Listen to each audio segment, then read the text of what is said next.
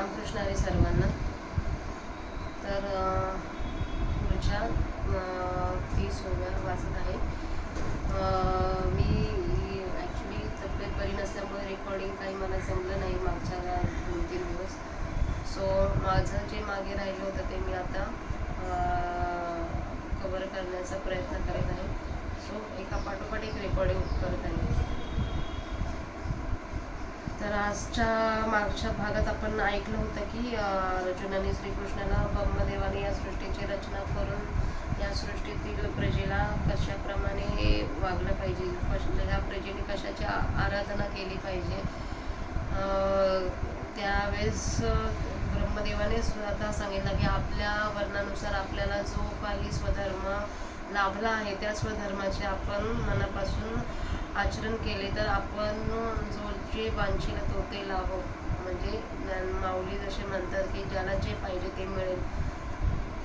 तर आपण आपला स्वधर्म एकनिष्ठतेने पाळला पाहिजे.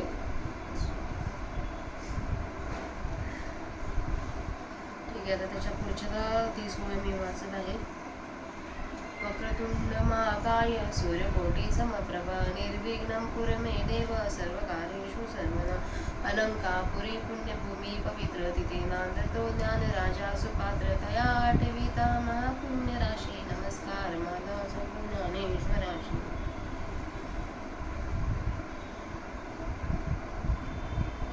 यज्ञशिष्टाशिनाः संतो मुच्यन्ते सर्वकिल्बिशेषे उडज्यते ते त्वघा पापेय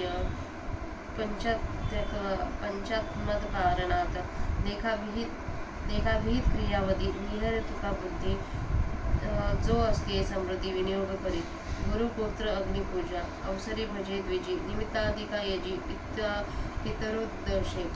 पितरोद्देशे या यज्ञक्रिया उचित यज्ञेशी हवन करिता इत्यभूत शेष स्वभावता पुरे जे जे ते सुख आपुले घरी कुटुंबेसी भोजन करी की भोगीची ते निवारी कल्मशाते ते यज्ञावशिष्ट भोगी मनोनी सांडीचे ते आगी ज्या परी महारोगी अमृत सिद्धी का तत्वनुष्ठ दैसा नागळ भ्रांती लेशा तो शेषभागी दैसा नागळ दोषा मनोनी स्वधर्म जे अर्जे ते स्वधर्मची विनयोगीजे मग उरे ते भोगीचे संतोषेसी हे पासून पाळता राहाटो नाही अन्यथा ऐसी आद्य हे कथा मुरारी सांगे जे देहाच्या आपणाची मानती आणि विषयांते भोगे म्हणती या परते न स्मरती अनेक काही हे यज्ञोपकरण सकळ नेन तसा ते भरळ अहम बुद्धी केवळ भोगू पाहती इंद्रिय रुची सारखे करविती पापनिके हे पाप की पातके सेविती जाण जे संपत्ती जात आगवे हे हवन द्रव्य मानावे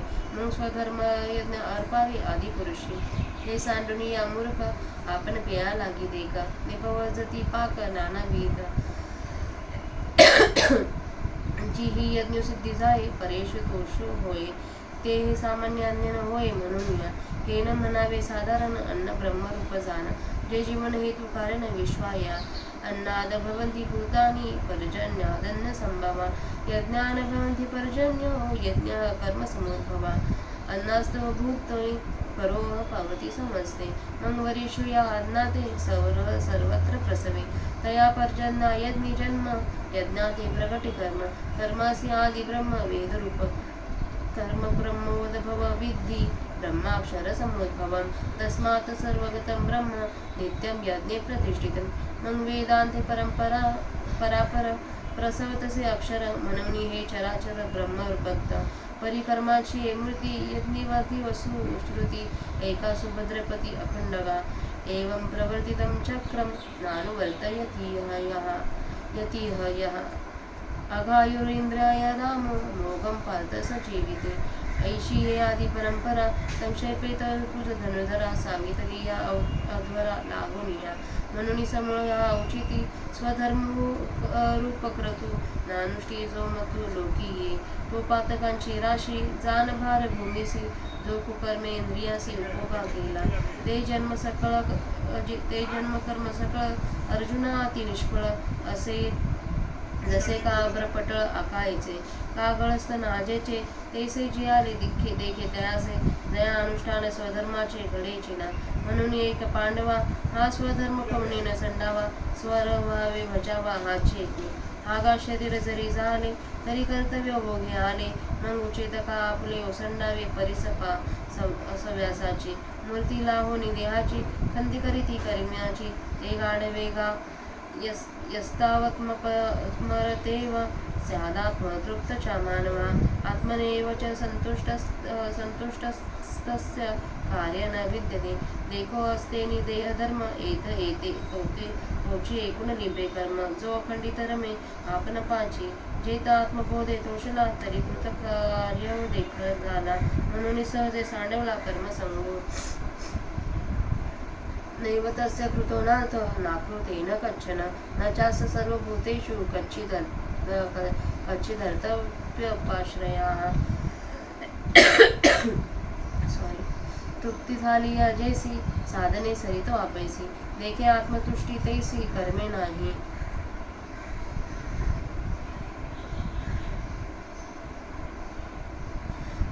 तवरी अर्जुना तो बोध भेटेना मना, तवची या साधना भजावी लागा. तस्माद सक्ता सततम कार्य कर्म समाचर, असक्तो ह्याचरण कर्म परमाप्नोती पुरुषा. म्हणून तू नियतू सकळ काम रहितो, होऊन या उचितू स्वधर्म राहाटे. जे स्वकर्म निष्कामता अनुसरले पारता, कळवेल परतत्वता पातले जगी. कर्मनेवा ही संसिधी मास्थिता, जनकादया लोकसंग्रहमेवापि संपश्यन कर्तुं महर्षी. देखा पा जनकाधिक कर्म जाता शेक, न सांडता मोक्ष सुख पावते झाले. या कारणे पाळता होवावी कर्मी आस्था, हे आणि काही एकारता उपकारिल. जे आचरता आपण पेया, देखी लागल लोकया, तरी चुकेला हा अपाया प्रसंगीची. देखे प्राप्त तू झाले जे निष्कामता पावले, तयाही कर्तव्य असे उरले लोकालांगी. मार्गी अंदासरिसा पुढे देखा नाही चाले जैसा, अज्ञाना प्रगटवा धर्म तैसा आचारुनी. हागा ऐसे जरी नकीचे तरी अज्ञान काय येऊजे, ती कवणे परी जाणीजे मार्गा ते या.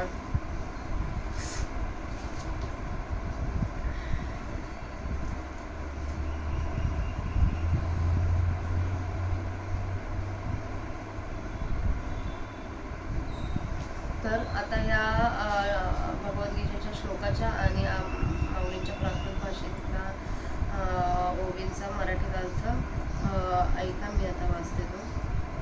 यज्ञशेष भक्षण करणारे सज्जन सर्व पापांपासून मुक्त होतात. जे यज्ञ न करता केवळ स्वतः करता पाकसिद्धी करतात, ते पापी लोक पाक भक्षण करतात. पहा, निर्हेतुक बुद्धीने स्वधर्माचरण करण्यास जो जवळ असलेल्या संपत्तीचा विनियोग करतो, गुरु गोत्र व अग्नी यांचे पूजन करतो, योग्य वेळेला ब्राह्मणांची सेवा करतो आणि पितरांकरिता श्राद्धादी नैमित्तिक कर्म करतो, या विहित कर्माचरण रूप यज्ञाने यज्ञपुरुषाच्या ठिकाणी यजन करून जे यज्ञशेष सहजच राहील त्याचे आपल्या घरी आपल्या कुटुंबासह सुखाने सेवन करतो, ते सेवेस त्याच्या पापाचा नाश करतो, ते यज्ञातील अवशेष तो भोगतो. म्हणून ज्याप्रमाणे अमृत मिळाले असता महारोग रोग्याला सोडून जातात, त्याप्रमाणे पातक त्यास सोडून जातात. अथवा ज्याप्रमाणे ब्रह्मनिष्ठ पुरुष आत्मभ्रांतीला किंचितही वश होत नाही, त्याप्रमाणे यज्ञातील तो शेष भोगणारा पापाच्या तडाख्यात सापडत नाही. म्हणून स्वधर्माचरणाने जे मिळेल ते स्वधर्म करण्यातच खर्च करावे, मग जे शिल्लक राहील त्याचा संतोषाने उपभोग घ्यावा. अर्जुना, अशा रीतीने वागण्याखेरीज दुसऱ्या तऱ्हेने वागू नये, अशी ही सृष्टीच्या आरंभीची कथा श्रीकृष्णाने सांगितली. आपण देहच आहोत असे मानून जे लोक विषय हा भोग वस्तू आहेत असे समजतात आणि ज्यास या पलीकडे दुसरे काहीच कल्पना नसते, ते बहकलेले लोक आपल्याजवळ असलेली संपत्ती वगैरे सर्व काही यज्ञाची सामग्री आहे असे न समजता त्या सर्व संपत्तीचा केवळ स्वतःसाठी भोग घेण्यास प्रवृत्त होतात. इंद्रियांना आवडतील असे चटकदार पदार्थ ते तयार करतात. ते पापी लोक या पदार्थाच्या रूपाने वस्तुतः पापच सेवन करतात असे समज. वास्तविक पाहता जेवढी आपली संपत्ती आहे ती सर्व यज्ञात उपयोग पडणारी सामग्री आहे असे समजावे. मग ती स्वधर्मरूपी यज्ञाने परमेश्वराला अर्पण करावी. अशा रीतीने वागायचे टाकून पहा, ते मूर्ख लोक आपल्या स्वतः करता नाना प्रकारची पक्वाने तयार करतात.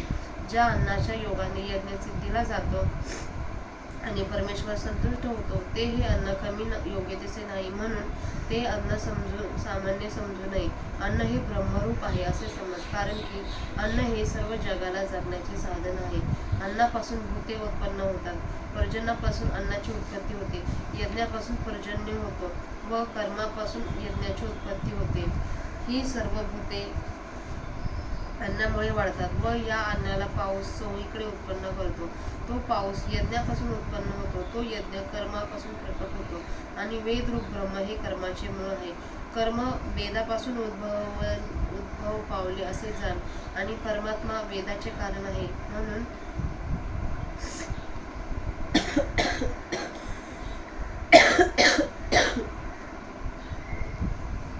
कर्म वेदापासून उद्भवले आहे असे जाण, आणि परमात्मा वेदाचे कारण आहे. म्हणून सर्वव्यापी सर्व विषयांचे प्रकाशन करणारा वेद यज्ञामध्ये नित्य स्थिर आहे. म्हणजे वेदाने चित्त शुद्धी करता यज्ञ म्हणजे विहित कर्म करावे असे सांगितले आहे.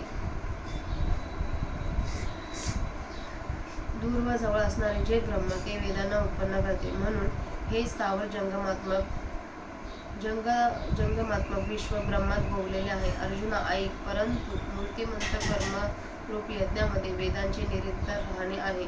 हे अर्जुना, याप्रमाणे सुरू केलेल्या चक्राला अनुसरून जो इहलोकी वागत नाही व इंद्रियामध्ये रममाण होतो, त्याचप्रमाणे त्याचे आयुष्य पापमय होते, तो व्यर्थ जगतो. अर्जुना, याप्रमाणे ही मुळातील परंपरा तुला या यज्ञाकरता थोडक्यात सांगितली. म्हणून जो उन्मत्त पुरुष या लोकामध्ये उचित अशा स्वधर्मरूप यज्ञाचे पूर्णपणे आचरण करणार नाही, जो वाईट आचरण करून इंद्रियाची केवळ लाड पुरवतो, तो पापाची राशी असून भूमीला केवळ भार आहे असे समज. जसे भलत्याच वेळेला आलेले ढगांची फळे निरुपयोगी असते, त्याप्रमाणे अर्जुना त्याचा जन्म व कर्म निष्फळ आहे, किंवा ज्याच्या हातून आपल्या धर्माचे आचरण होत नाही त्याचे जगणे शळीच्या गळ्यास असलेल्या स्तनाप्रमाणे निरर्थक आहे असे समज. म्हणून अर्जुना ऐक, आपला हा धर्म कोणीही सोडू नये. काया वाचा मने करून ह्या एकाचेच आचरण करावे. अरे, हे शरीर जरी प्राप्त झाले आहे तरी ते पूर्वकर्मानुसार मिळालेले आहे असे आहे, तर मग आपल्याला विहित असलेले कर्म आपण का टाकायचे? अर्जुना ऐक, मनुष्य शरीर मिळाले असता जे कर्माचा कंटाळा करतात ते अडाणी आहेत, पण जो मनुष्य आत्म्याच्याच ठिकाणी रत असतो आणि आत्म्याच्याच योगाने तृप्त असतो आणि आत्म्यामध्ये संतुष्ट असतो, त्याला काही कार्य राहत नाही. पहा, जो निरंतर आपल्या स्वरूपात घडलेला असतो तोच एक या जगात देहधर्माने युक्त असून कर्माने युक्त होत नाही, कारण की पहा, तो आत्मज्ञानाने संतुष्ट होऊन कृतकृत्य झालेला असतो, म्हणून त्याच्या कर्माशी संबंध सहज सुटलेला असतो.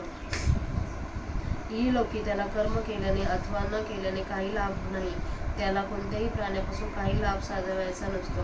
पहा, ज्याप्रमाणे पोट भरल्यावर स्वयंपाक करण्याचा खटाटोप सहज संपतो, त्याप्रमाणे आत्मानंदाचा वृत्तीत कर्माची खटपट सहज संपते. अर्जुना, जोपर्यंत अंतःकरणातील ज्ञान उत्पन्न होत नाही तोपर्यंतच या साधनाची खटपट करावी लागते. म्हणून सर्वदा अनासक्त होऊन कर्तव्य असे कर्म करीत राहा, कारण अनासक्त होऊन कर्म आचरण करणारा पुरुष मोक्षपद मिळवतो. म्हणून तू सर्व आसक्ती टाकून देऊन निरंतर उचित जो स्वधर्म त्याप्रमाणे वाग. अर्जुना, जे निष्काम बुद्धीने स्वधर्माचे आचरण करतात ते या जगामध्ये तत्वतः श्रेष्ठ अशा मोक्षाला पोचतात, कारण कर्माच्या योगाने जनाधिकांना सिद्धी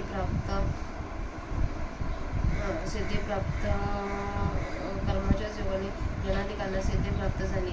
लोकसंग्रहाकडे दृष्टी देऊन देखील कर्म करणे तुला योग्य आहे.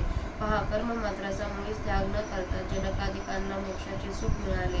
अर्जुना, यास्तव कर्माच्या ठिकाणी आस्था असणे जरूर आहे. ही आस्था आणखी एका कामाला उपयोगी पडेल, कारण आपण आचरण केले असता या लोकांना तो कित्ता होईल आणि अर्थात सहज त्याची कर्मलोपाने होणारी हानी टळेल. पहा, मिळवायचे ते त्याने मिळवले व म्हणून जे निरीच्छ झाले त्यांना देखील लोकांना वळण लावण्याकरता कर्म करणे प्राप्त आहे. रस्त्याने आंधळ्याच्या बरोबर पुढे चालणारा डोळस मनुष्य आंधळा सांभाळून घेऊन त्याच्याबरोबर चालतो, त्याप्रमाणे अज्ञानी पुरुषाला ज्ञानी पुरुषाने आपण आचरण करून धर्म स्पष्ट करून दाखवावा. अरे, असे जर ज्ञानी पुरुषाने न केले तर अज्ञानी लोकांना काय कळणार आहे? त्यांना आपली योग्य असलेला मार्ग कोणत्या प्रकारे समजेल? अर्जुनाने खूप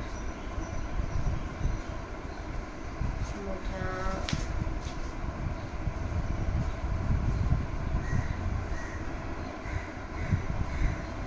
संदर्भाचा खूप सोपा अर्थ करून देवाने सांगितलाय.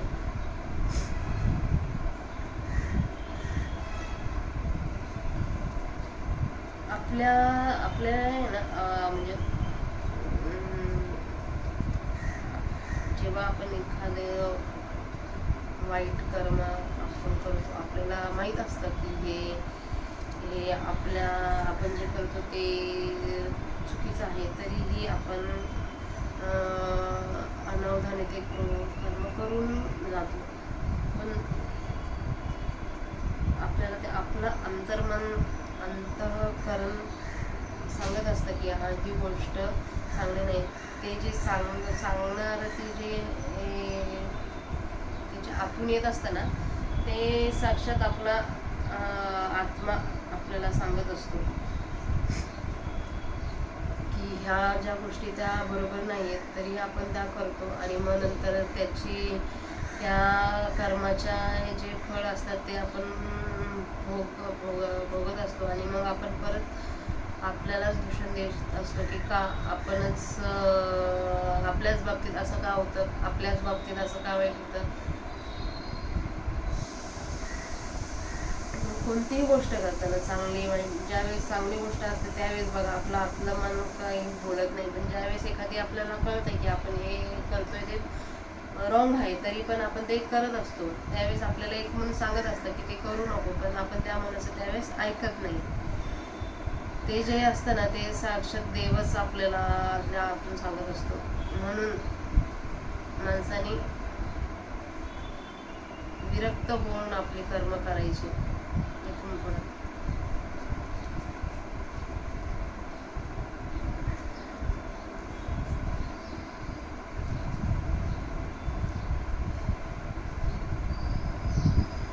जे आपल्या हातून होऊन गेलं, जे आपल्या हातात आपल्या हातात काही गोष्टी नसतात, म्हणजे आपलं जन्म आणि मरण.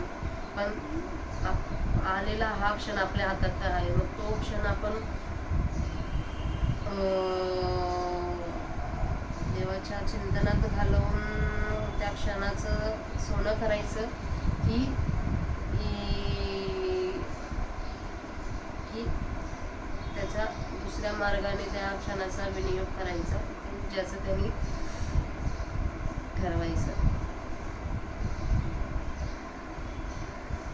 तर अशा रीतीने ह्या पुढच्या दिवसाच्या 30 वेळा माझ्या वाचून झाल्या आहेत. काही चुकलं असेल तर क्षमा करा,